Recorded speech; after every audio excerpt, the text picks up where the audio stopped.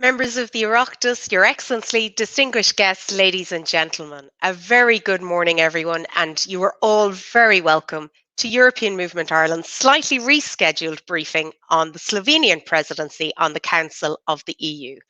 My name is Noelle Connell, and I'm the CEO of European Movement Ireland. We at European Movement Ireland are always delighted to host our presidency of the Council of the EU event, as it marks a new casting off point in the EU's work programme and its agenda. More important than ever, given the motto behind Slovenia's presidency of the Council of the EU, Together Resilient Europe. And it underlines the importance of EU solidarity in charting a course through these difficult and challenging months that we've all experienced as a result of the COVID-19 pandemic. Furthermore, the ever unfolding situation in Afghanistan has also become a focus of the Slovenian presidency programme.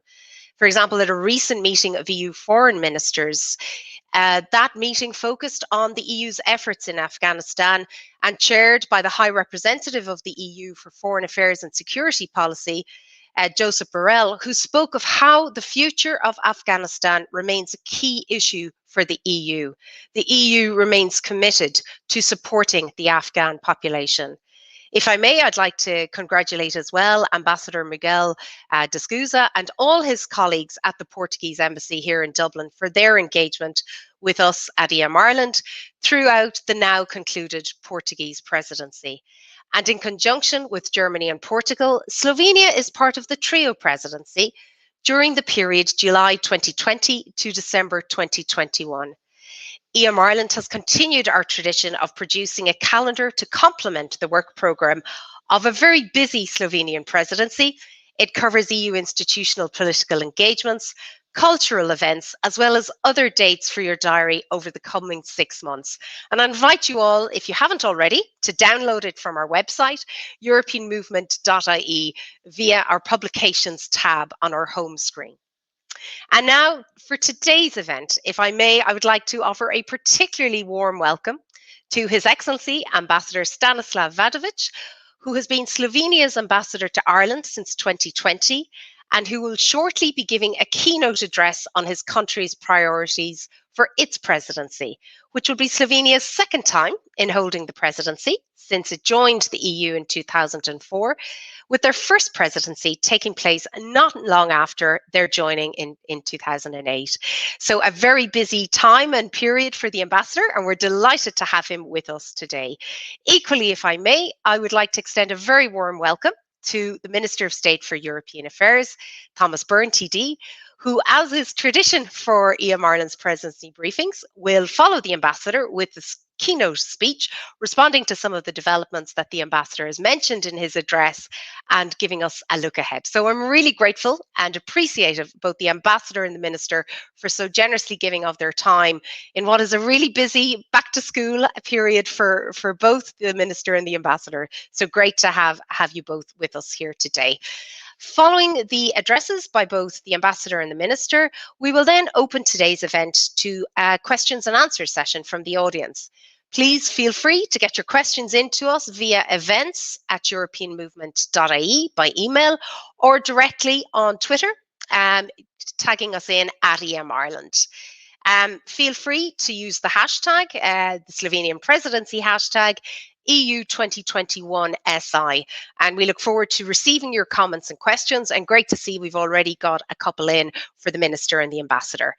So after that Q&A, all in all, we should have you on your way under the hour mark, in around there, and very much looking forward to today's presidency briefing. So with my introductory remarks out of the way, I would now like to invite the ambassador to take the virtual floor and make his keynote address. Ambassador, over to you.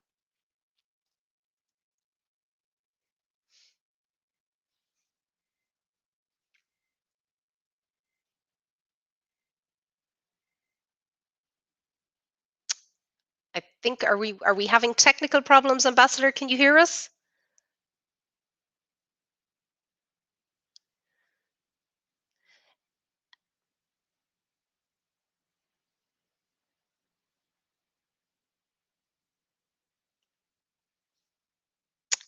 I don't think we appear to have lost the ambassador, but Minister, you're there, if I may.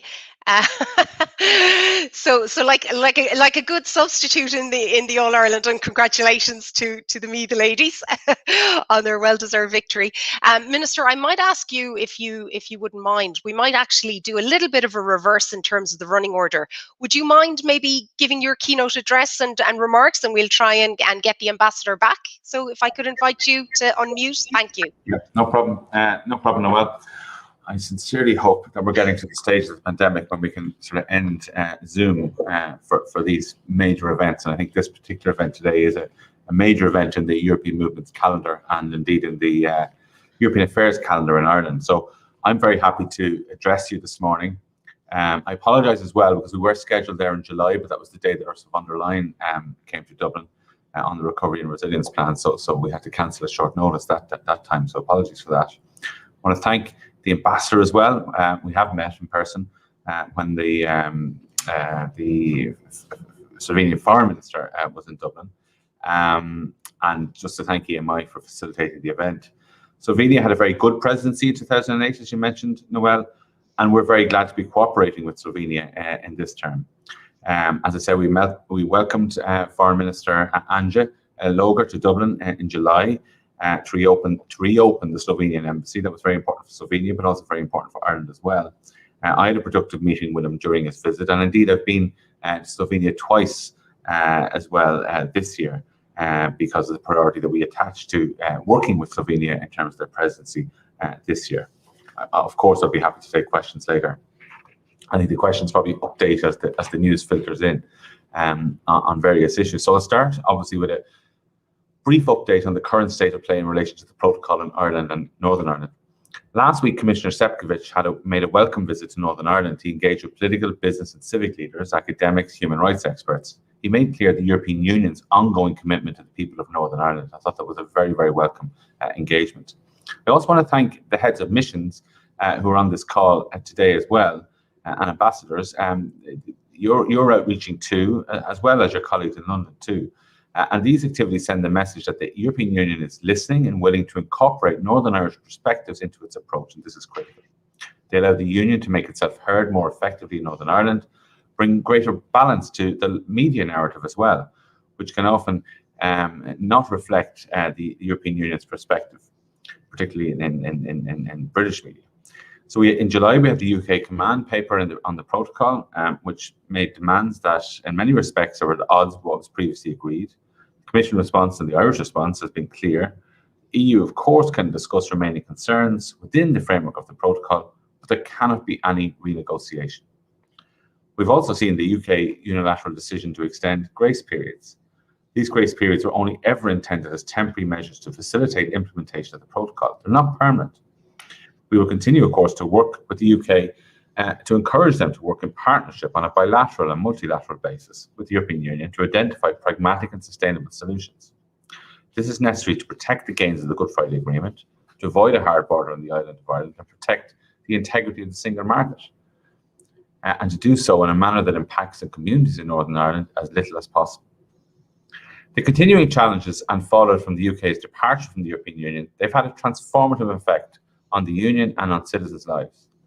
As the Union adapts to the UK's departure and emerges from the shadows of COVID-19, our priority will be economic recovery and confronting challenges like the climate crisis, migration, of course, digital transformation, and safeguarding the rule of law and human rights. We want to see a smarter Europe, a greener Europe, a low-carbon Europe, and a Europe closer to citizens. The Union's response to the pandemic and to the economic and social challenges that the pandemic created has been swift and comprehensive. New and innovative funding mechanisms are now in place, and member states in the EU as a whole are well positioned to emerge in the post-COVID world with confidence. So we welcome the Slovenian Presidency's commitment first and foremost to protect the EU's economic recovery. So our own Recovery and Resilience Plan sets out an ambitious but targeted programme of impactful, mature investments and reforms up to 2026, including advancing the green transition, which is where the largest proportion of expenditure will go, accelerating and expanding digital reforms and transformation, with a focus on the SME sector and digital skills, and then advancing social and economic recovery and job creation. There will, of course, be a major challenge to meet the ambitious climate action targets that we've adopted, but it also creates exciting opportunities for Europe and our citizens to build back better in a green and sustainable way. And we look forward to cooperating with European colleagues on the implementation of the Recovery and Resilience Framework over the coming months and years. I know that strengthening resilience across the European Union is also among the Slovenian Presidency's priorities. Ireland believes that the European Union and its member states should act now to combat the threat posed by emerging and future variants of COVID-19 and indeed future pandemics. We welcome the opportunity to participate in the high-level EU expert group and Health Emergency Preparedness and Response Authority. Member states and the Commission have also embarked on a number of ambitious programmes and reforms in the health sector, collectively known as the European Health Union. Ireland is broadly supportive of this idea. The Presidency's focus on cybersecurity resilience is very welcome, and I appreciate that the European Council has condemned the malicious cyber activities we've seen in member states this year, including here at home in Ireland and indeed in Poland. Ireland spoke at the UN Security Council in June about the damaging impact of malicious cyber activities, which can threaten international peace and security. So we fully support the EU vision of a cyberspace grounded in the rule of law, human rights, fundamental freedom, and democratic values. International cooperation between member states, industry, and with international organizations is essential to keeping cyberspace global, open, stable, and secure. Where we speak as a European Union of strategic autonomy, we in Ireland balance it with the need to maintain an open economy at the same time. We support a well-balanced approach, one that takes advantage of all of the tools at the European Union's disposal, such as a fully functioning single market, one that fosters research and innovation and tackles barriers. I believe we've seen this with the COVID vaccine program in terms of research, development, manufacturing. When it comes to learning the lessons of the COVID-19 crisis, we must not fall into the trap of preparing for the last crisis. So we must build a broad-based resilience capable of meeting different forms of crisis. On the rule of law, it's of vital importance that our collective values, including the rule of law, are preserved, protected, and promoted across the Union. So Ireland supports the rule of law process under the European Commission. We welcomed the independent and impartial review of rule of law in Ireland by the Commission in 2020 and again this year. We also believe that the country chapter dialogues of the General Affairs Council are a useful opportunity for member states to learn from one another about approaches that have proven effective in upholding this core EU principle. So Ireland welcomes the continuation of this under the Slovenian Presidency. We are deeply concerned about the erosion of rule of law in some EU member states. We encourage those member states to engage constructively with the European Commission in ongoing infringement procedures and in the Article 7 proceedings of the Council as well. Ireland welcomes the Commission's publication of draft guidelines on the application of the rule of law conditionality regulation. This is an important next step in advancing a more rigorous regime for proper disbursement of the EU's budget by member states. And as a net contributor, this is very much supported and I would say demanded by our citizens here as well, in the spirit of cohesion, of solidarity, and in the spirit of protecting those common EU values across the entire Union. We in Ireland are also very proud supporters of LGBTI plus rights. Under the Charter of Fundamental Rights of the European Union, we're all obliged as member states and as democracies to protect the rights and freedoms of everybody and to challenge any moves to curtail those rights. On the Western Balkans, I welcome the Presidency's ambition to host a Western Balkans Summit next month. It's important we keep this high on the agenda. We welcome the broad objectives of the draft declaration for the summit, which underlines the priority we all attach to the region's enlargement perspective and the need for early progress to overcome the impasses which have held up the enlargement dossier recently, as well as advancing concrete efforts to deepen connectivity between the EU and our partners in the Western Balkans. We also welcome the Presidency's intention to work on the basis of the compromise proposal put forward by the Portuguese Presidency to resolve the impasse between Bulgaria and North Macedonia. We believe that proposal is fair, balanced, and offers a basis for solution. We do welcome also the Slovenian Presidency's intention to hold intergovernmental conferences with both North Macedonia and Albania later this year. On migration, this is a major challenge for the Union. It won't go away. Generally caused by external events that in some cases we have some control of. We've seen this year 1,600 people alone have died trying to cross the Mediterranean. So we need to find sustainable solutions based on solidarity and responsibility. We fully support the EU efforts to deal with migration in a comprehensive manner. There needs to be an EU asylum and migration system fit for purpose that can adapt to disproportionate pressure or crisis, and which reduce the need for migrants to undertake dangerous journeys to reach the EU. We will continue to engage constructively in trying to find solutions to deliver this, within, of course, all of our human rights obligations. Regarding Belarus, Svetlana Tikhanovskaya visited Ireland at my invitation in July. The Taoiseach and Minister Coveney and I met with her, as indeed she met with many citizens too. We conveyed our unwavering support for the Belarus people during their long night of repression. We believe our focus should remain on supporting the Belarusian people in their defence of democratic principles and ensuring respect for the human rights. Ireland and EU partners have sent a strong message to the Lukashenko regime in response to their outrageous provocations through additional sanctions and other restrictive measures. What's happening on the borders with Poland, Lithuania and Latvia is absolutely outrageous at the moment as well. We stand in solidarity with those countries, and we support EU efforts to ensure that parts of international law which deal with asylum, which deal with refugees, which deal with global human rights are not abused by repressive regimes and a new type of pressure on our union and its member states. Ireland welcomes the progress realised to date on the Conference on the Future of Europe. We're now moving into what I hope will be, with the pandemic, moving on, or at least improving in terms of our ability to meet in person. I hope we're moving to a more active phase of the conference. There's real onus on all the member states to promote and increase public engagement with the conference, including through the digital platform. But there's also an onus on all of us citizens, civil society, public representatives as well, to get involved. Those who want to be involved in the Conference on the Future of Europe are not bound by decisions or events organised by the government. In fact, we strongly encourage people to organise their own events and to feed into that digital platform. And that's I can see that beginning to happen across the European Union. We believe both the pandemic and, of course, the post-Brexit situation mean that a project like the conference is a very valuable exercise. So look forward to the continuation of the conference plenaries in the coming months, and indeed the citizens panel, one of which will be held in Dublin. But also, I can't emphasize this enough, that organizations, public representatives, civil society are absolutely free and in some cases, I would say, obliged to hold their own events, because we certainly can't have citizens coming to us next March. So what was that all about? We didn't know anything about this at the time.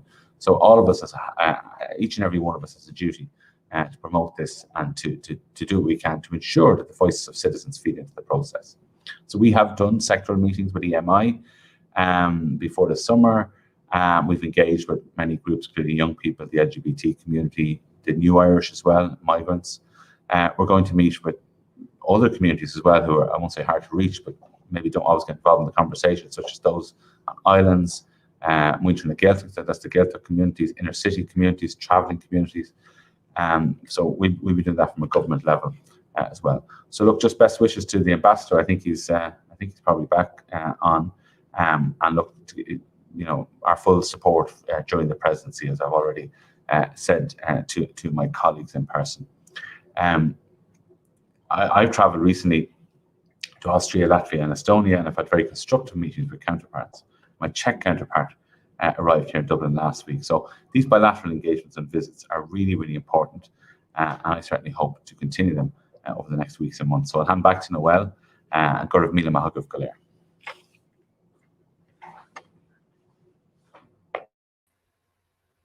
And thank you very much, Minister, for that really comprehensive overview of all the activity that you've been involved in, and a look ahead on the European agenda. And I'm delighted, Ambassador, to see you with us on screen and in person. So fantastic to welcome you again. I think, as the Minister outlined, hopefully we are coming to the end of somewhat of the virtual events, and I think the technological gremlins managed to be rectified. So fantastic to have you with us, Ambassador. And I'd like to invite you to deliver your keynote address. Ambassador. Thank you very much, Noelle, for giving me the floor. I'm sorry that this happened at the beginning, but it's not in my hands. I would like, first of all, to welcome everybody here, the friends of the European Movement Ireland, my colleagues, excellencies who are eventually following this event, and everybody who has interest in the European Union. I would like to thank European Movement Ireland for organizing this opportunity. I would also like to thank you, Mr. Minister, for being here with us and already responding to my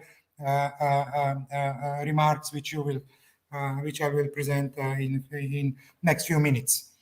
And especially thank you, Noelle, for giving me all the advices before this meeting and guidelines for this event. As you know, the financial crisis at the beginning of this century had unfortunately led to temporary closure of the Slovenian embassy in Dublin some years ago, actually in 2012. But we have reopened the embassy on the 15th of July this year in the presence of both Ministers for Foreign Affairs, Mr. Anže Logar from Slovenia and Mr. Simon Coveney from Ireland. They used this opportunity also to have some bilateral exchange of views, and my minister also met some other ministers of the Irish government. Slovenia and Ireland are both highly committed to the unity and solidarity in the European Union. We are aware of the importance of the strong transatlantic links, and we are both advocates of effective multilateralism. This does not come as a surprise. Despite the physical distance, our links, even without mentioning the Celts, go far back to the early Middle Ages, to St. Fergal, who had sent Irish monks to preach among Slovenians many hundred years ago. However, there are also more recent ties, as for instance James Joyce's contacts with Slovenians during his time in Trieste and his unplanned overnight at the Ljubljana railway station. Moreover, we are also very proud of the talents of the young Slovenians living here in Ireland today and engaged in the IT and other high-profile industries. With Slovenia holding the presidency of the Council of the EU in the second half of this year, we look forward to close cooperation with Ireland bilaterally and within the EU family in creating the kind of Europe that we all want: resilient, climate neutral and green, preserving European values and European way of life, and with a strong global role. Slovenia became an independent country 30 years ago. We joined the European Union in 2004. Being a part of the European Union was never merely an economic opportunity for us Slovenians. It was the return to the family connected by the values of respect for human rights and fundamental freedoms and democracy.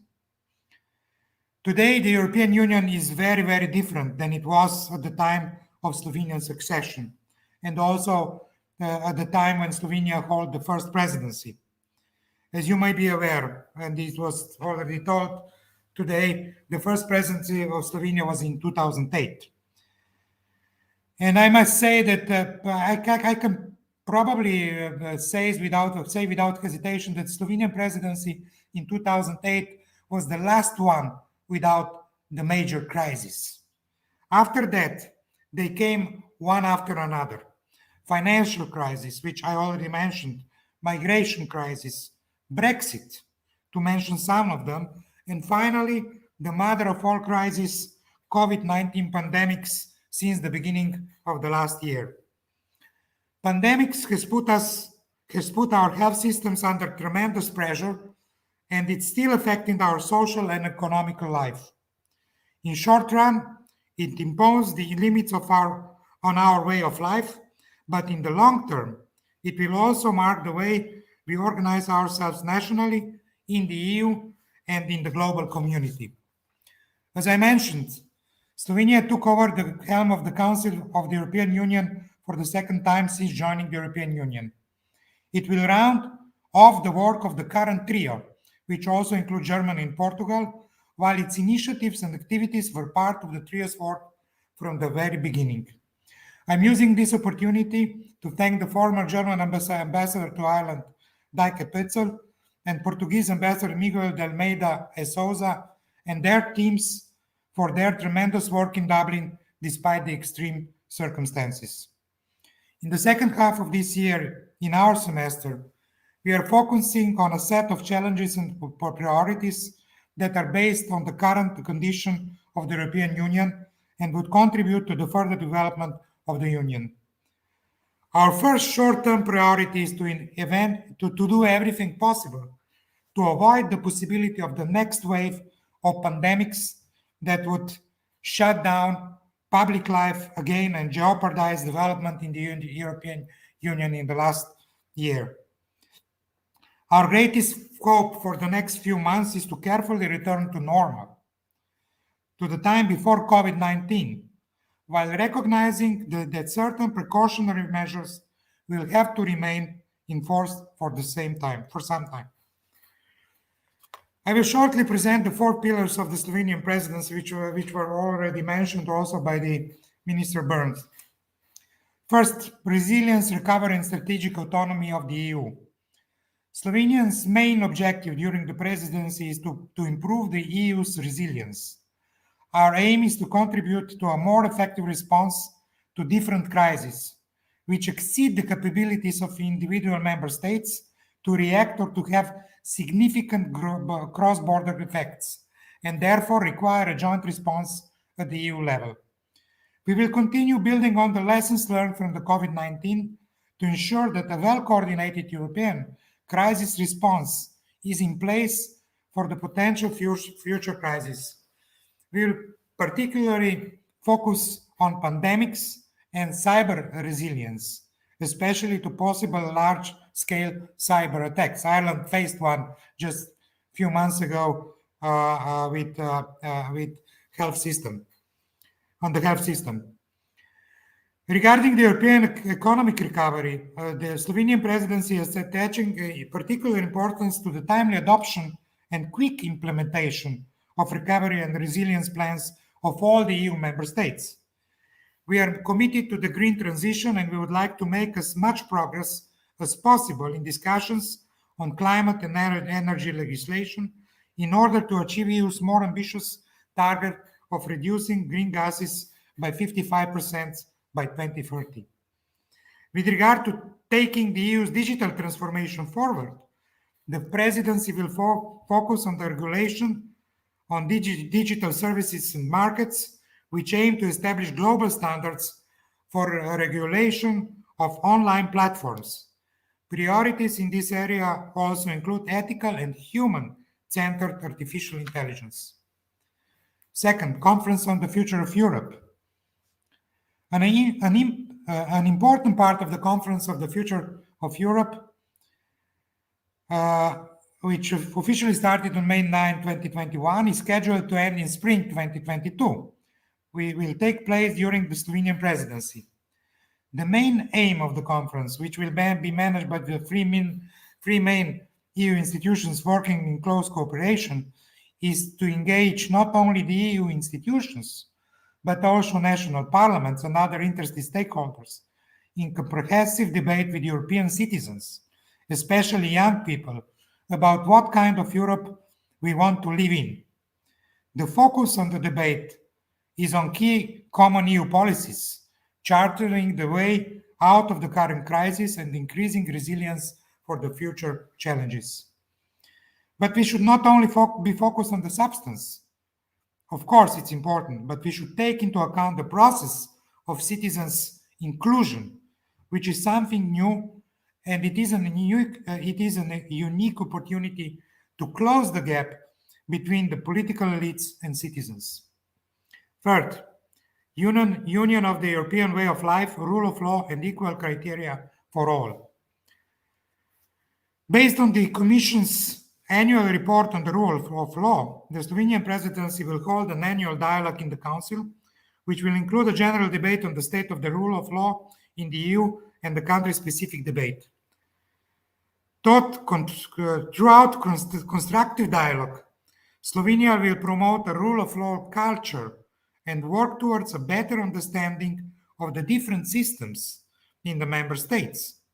Slovenian presidency believes that a good understanding of the constitutional, socio-economical, political, historical, and other similarities and differences between the member states can help to strengthen the rule of law in the EU.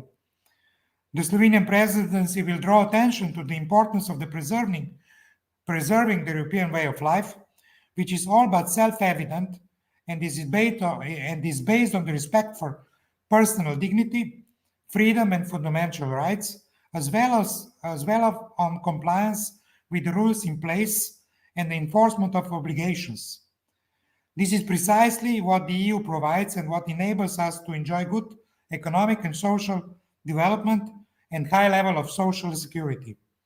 The Slovenian presidency will also draw attention to the need to confront negative demographic trends in the EU. Fourth, credible and secure European Union capable of ensuring security and stability in its neighborhood. In supporting the High Representative of the Union for Foreign Affairs and Security Policy, the Slovenian presidency will contribute to the effective promotion of the EU's interests and values in the world.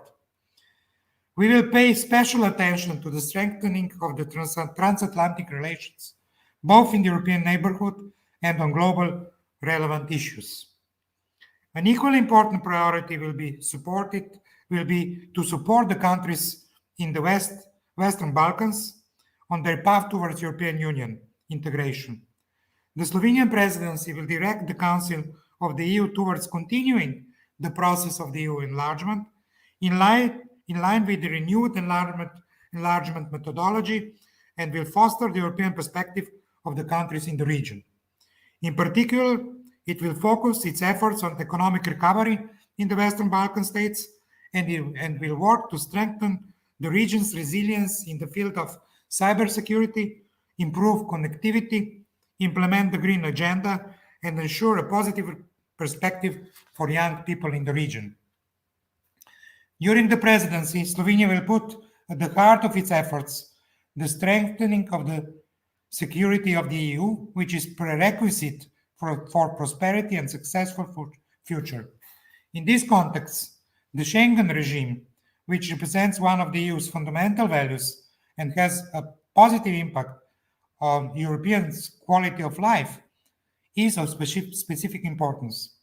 Therefore, it will be important to establish a stronger, more robust Schengen area and ensure its functions properly. In order to ensure more effective management of migratory pressures, Slovenia will endeavor to take forward the negotiations on the Pact of Migration and Asylum and to strengthen the EU's role in the external dimension of migration. To sum up, the Slovenian presidency priorities can be described with just 3 words: together, resilient Europe. Let me conclude by saying that Slovenia has traditionally advocated the strengthening of the effective and rule-based multilateralism, with the United Nations playing the central role based on the inseparability and complementarity of peace and security, development and human rights, while respecting international law and the objectives and principles of the UN Charter. During this year's United Nations General Assembly, Slovenia, as the country holding the EU Council presidency, will strive to maximize EU unity, promote EU priorities, and operationalize the guidelines set out in the joint communication of the European Parliament and the Council on the strengthening the EU's contribution to rules-based multilateralism. Slovenia will strive to establish synergies between the topics discussed at the United Nations and the 4 thematic strands of its own EU Council presidency. At the end, I wish Ireland all the success in the role of the President of the United Nations Security Council for the month of September.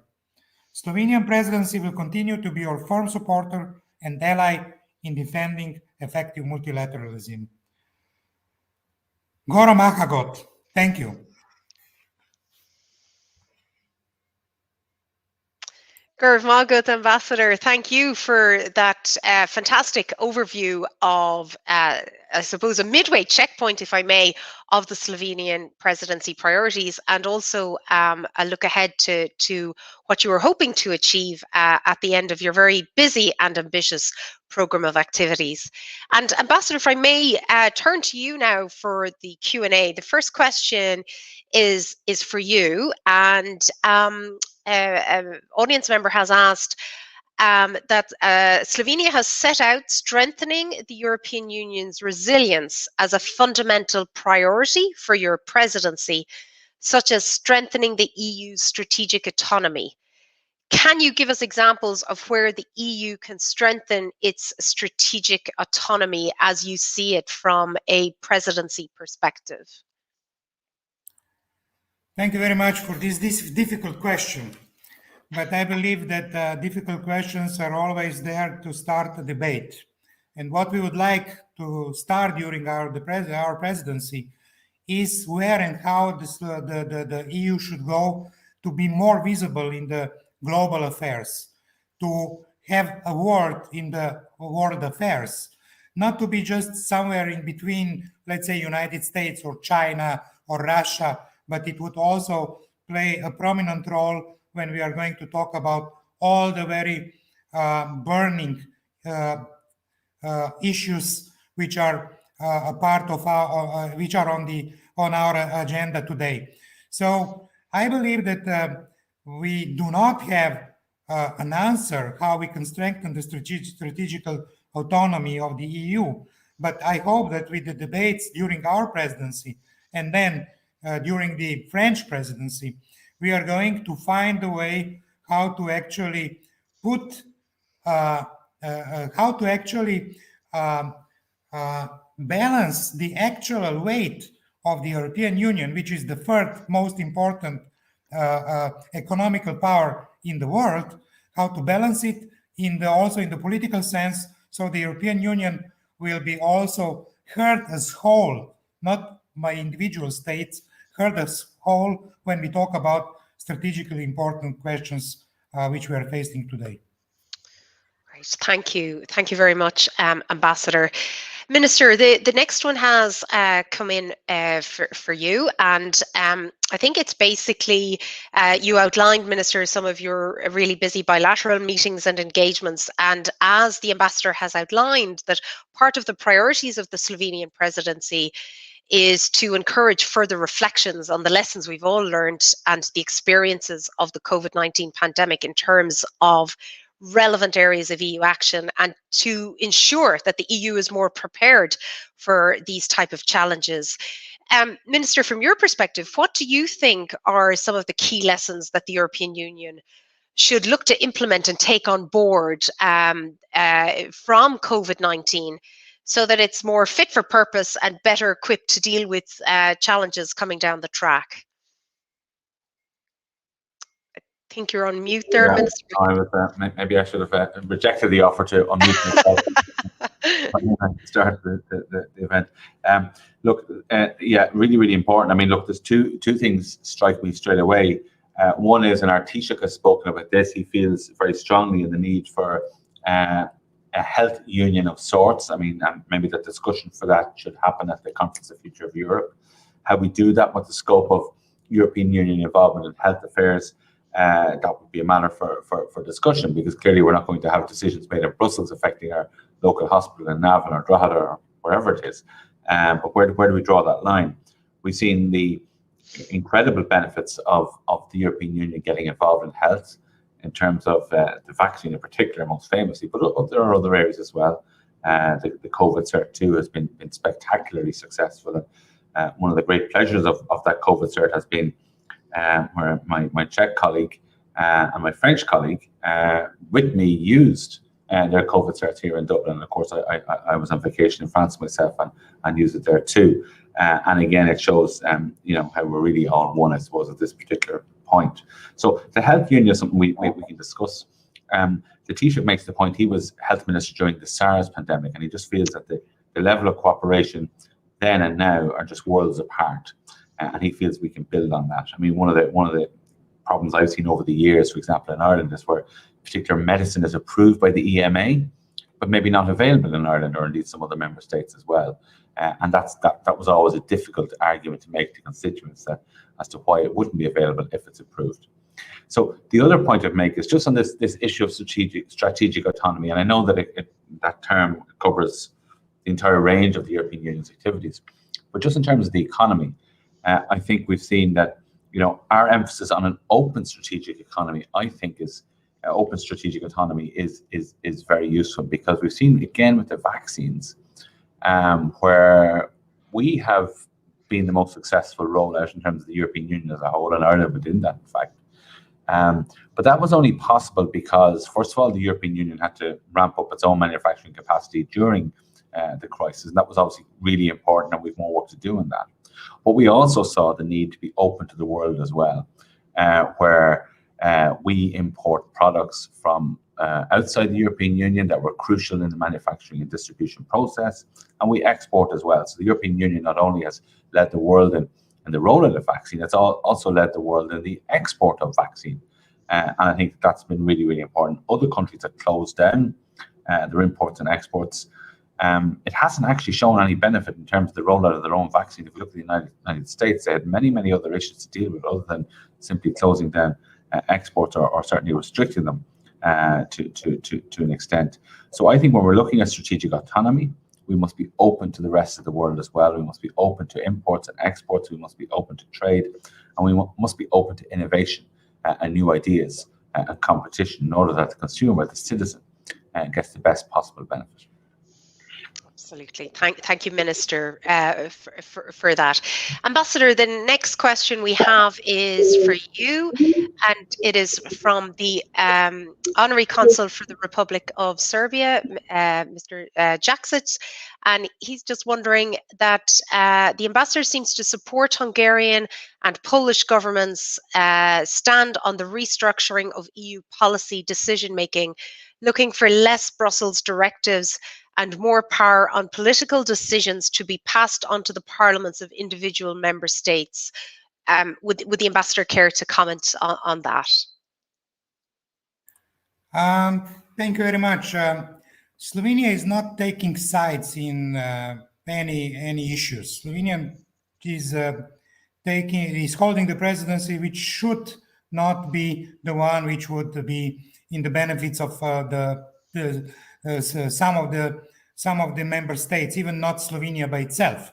We would like to have a presidency which will serve to all the member states. So, I don't want to comment on internal politics of Poland or of Hungary, but this debate is going on in Brussels. I believe that I have answered to these questions when I was saying that Slovenia, when we talk about the rule of law, would like to see that we would have more understanding about each other, that we would also know more about internal situations in each and every country, and that we would not judge everything on the first ball. Maybe the ideas which are circulating in some of the countries, especially in the new member countries, are not so bad at all, but I believe that this will be shown through the time and through the sincere debates also in the framework of the rule of law inside the EU. Thank you. Thank you, Ambassador. Minister, I might turn to you now, and as mentioned both in your keynote address and the ambassadors, you mentioned the conference on the future of Europe and the work that you're leading, and the Department of Foreign Affairs and ourselves in EM Ireland. We're delighted to be working closely with you all on this. By the end, Minister, of the Slovenian Presidency, what do you want to see as some of the key goals that the conference has achieved at that stage? Thanks, Noelle, and thanks for that question. Thanks, Noelle. Of course, you've been appointed as National Citizens representative of the Conference on the Future of Europe, and I very much welcome that, with Emmy Coffey Nagoyan as well as your deputy. I mean, my principal goal is that people will know about it, and this is a challenge that's faced in all of the European Union, because the whole point of it is that citizens will have their voices heard. So we cannot direct what the citizens determine. Yes, in Ireland we have signed a non-paper with a number of other member states on what our objectives as a government are, and absolutely we set out what our priorities are. I think that document has been misread by many commentators, but also the people who've read that document, and in my view misread it as some attempt to stifle the conference, ignore the fact that the whole point of the conference is that citizens will have their say. And it is not possible for me to tell you as national citizens representative what to say, or of course to tell any citizen what to say in terms of their contributions to the conference of the future of Europe. We won't be able to control that. What I would say is that people should keep an eye on developments. You know, I want people to get involved. There's already a lot of discussion going on. I'm not entirely satisfied that Irish citizens are getting involved in that discussion, and some of it relates to really crucial areas of our national and European interest. And it's really important that we get involved, that government gets involved, which we are, that the citizens rep, as you, in your case, gets involved, Noelle, as you are. But we need a range of citizens and civil society to be involved. So my key objective is, by the time that we have the Citizens Panel event in Dublin, which I believe will be held in Dublin Castle on the first weekend of December, that's certainly the current plans from the executive board of the conference, that we will have a much greater awareness of this process in Ireland, and that in itself then will inform people and encourage them and inspire them to get involved themselves, to know that they don't have to, I'm not their conduit to the conference, but rather they can be an actor themselves and a participant themselves in the conference. And I need people to know that, and that by the time we come to the end of the process during the French presidency next year, that we will have had a good conversation here in Ireland, and that none of the proposals that come before perhaps the European Council at that time are of a surprise to people. Absolutely, Minister. Couldn't agree with you more. That plurality of voices, of perspectives, that's really what we need to see. And of course, we would reiterate and re-echo your call to encourage everyone here to get involved and have their say.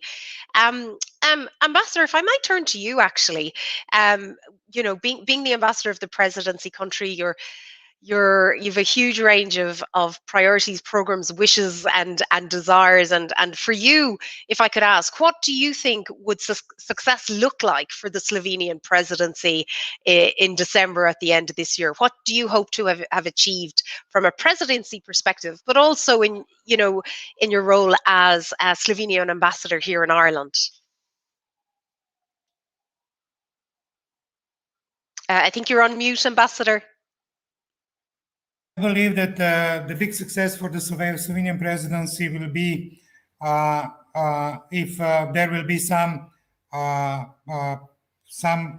light at the tunnel, I would say, for all of us after the COVID-19, that we are going to start to live normally, that we are going to have back people at work, that we are going to have our industries being capable to expand, that we are going to be capable to proceed with our normal development, and that we are that's in my opinion also very important, that we are going to enable our citizens to start to travel and to meet again. That's very important, not only because of the tourism, but because of our social nature. So if we succeed that we are going to, together with other EU member states and with European institutions, if we succeed that this pandemic is going to be not forgotten, but controlled, in the sense that we are going to get back to the normal life, and if Slovenian presidency will take part in this endeavor, then I'll be more than happy. Great, thank you very much. Thank you very much, Ambassador, for that. And I think we've had a number of the questions coming in, and I think you've both dealt with them fantastically and very comprehensively. And Ambassador, we certainly wish you every success in your remaining presidency programs and priorities, and wish you continued success and support and solidarity in all that. Minister, I don't know if you wanted to come back in, if you wanted to say any words. Yeah, no, just to thank EMI for organising this, to thank everybody who's on this call. I know there's quite a few, not all, but a lot of people on this call are diplomats or ambassadors, and I certainly would love to have, as soon as we can, an in-person event in the Teachers Department, or indeed in Foreign Affairs, wherever it's more appropriate, once we're allowed to do that and it's safe. But just also to thank, as I said, there's a lot of diplomats in this call, and indeed our own colleagues as well in Foreign Affairs. I think the pandemic has been difficult for a lot of people, but it's been really, and I've seen this as I've moved around Europe and met our diplomatic service, it's been difficult for diplomats posted abroad, maybe without family or indeed friends, or they come, and some people who landed into jobs at in the middle of the pandemic. I think you've managed to do an extraordinary job. You know, maintaining relations between member states is really, really important at the European Union, that we keep in contact, that we keep talking. Our freedom of movement is sacrosanct, but was affected by health concerns. We hope that's over too, but I do want to acknowledge for the last year and a half, it's been difficult for everybody, but particularly for those diplomats posted abroad in other member states. It's been really, really hard. And many, in some cases, weren't able to attend family funerals or weren't able to go home at particular points. So I think it's fair to acknowledge that, and I thank you all for your work, our own colleagues for promoting Ireland abroad, but also our European colleagues here in Dublin for all the work that you do in promoting relations with Ireland and relations among member states of the European Union in that common interest and that common purpose of our membership of what is the greatest peace process and economic driver really in human history. Thank you very much. Thank you very much, Minister. And Ambassador, as it's appropriate, before I do my final wrap-up and concluding remarks, to give the Presidency Ambassador the opportunity to say a few concluding remarks. Thank you very much again, Noelle and European Movement Ireland for organizing this event. I would also like to thank Minister Byrne for being today with us, and I would especially like to thank also to all the colleagues at the Department of Foreign Affairs who were very supportive and are still very supportive during our presidency. And it's not only that it was hard times for the diplomats here in Ireland or anywhere in the world, it is also always the hard times for when we are in the other role, when we are working the Ministries of Foreign Affairs. So it was also a hard time for your colleagues at the Ministry of Foreign Affairs because we were even more demanding than usual. So I would like to thank you again for all this support, not only in my name, but also in the name of all the other colleagues being residents as diplomats here in Ireland. Thank you very much, Noelle, and thank you, Minister. Thank you very much, Ambassador, and thank you, Minister. And I think on behalf of those of us who work very closely with the Minister, with the officials, Ambassador, with you and your colleagues in the Diplomatic Corps, may we also extend our thanks and appreciation. It's been difficult and different, Ambassadors. You know, we had our first virtual meeting, so we have yet to try and get to meet in person. These are all challenging times, and the important work that you, your colleagues, the Minister and officials in the Department of Foreign Affairs representing Ireland here and abroad are never more important than ever, and very much appreciated by all of us who work closely with you all. And with that, ladies and gentlemen, I must draw proceedings to a conclusion for today's EM Ireland briefing on the presidency of the Slovenian priorities of the Council of the EU. If I may, on behalf of everyone, it's fantastic to see the level of interest, and thank you to the Slovenian ambassador, to the minister for their contributions, for their addresses and taking part this morning. It was fantastic to perhaps get a different flavour of a midway checkpoint of the presidency priorities and programmes and an update from the minister. Thank you for our audience members for tuning in, for your Q&A, your comments and engaging with us on social media. As always at EM Ireland, the return to school is a busy period for us. We have a lot of work schedule activities, really busy with the conference on the future of Europe. If I may, in terms of save the date for our European Movement Ireland members who are on the call, we have our AGM next Monday, the 20th of September at 6:30. the registration details for our members should be issued, and we'd really encourage you and be very grateful and look forward to presenting to our members a bit of a snapshot of our annual report and a look ahead and a summary update for our members of what we've been up to for what was a very busy year. And another save the date, if I may, in conjunction with colleagues with the European Commission representation here in Ireland, we will be doing a webinar on the new EU forest strategy for 2030 on October the 5th. So further information and on our AGM, make sure to check out our website, europeanmovement.ie.